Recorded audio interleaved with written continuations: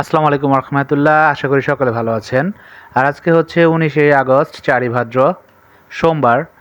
আজকের অবস্থাটা হচ্ছে দেখেন, ঢাকা ইপিজেডের আপনারা অনেকেই অবগত আছেন ইতিমধ্যে যে আন্দোলন চলতেছে। ভাই, বাংলাদেশটা পুরো আন্দোলনে শেষ হয়ে গেছে। এখন অন্তত আমার মনে হয় সমাপ্ত হওয়া উচিত, কিছুটা সময় দেওয়া উচিত সরকারকে তার স্ট্যাবিলিটিটা বাড়ানোর জন্য অ্যাটলিস্ট।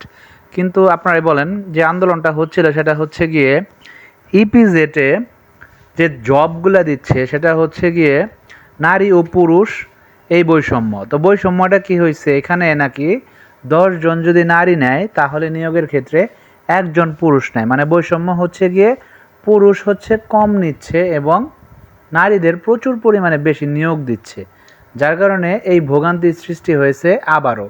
তো দেখেন, অফিসে যাচ্ছিলাম হচ্ছে গিয়ে অর্ধেক হেঁটে এবং অর্ধেক হচ্ছে এই যে অটোতে, যতটুকু পরিমাণ যাওয়া যায় একটা মানে মানে একদম বিশৃঙ্খল পরিবেশের সৃষ্টি হয়েছে এই বর্তমান পরিস্থিতিতে।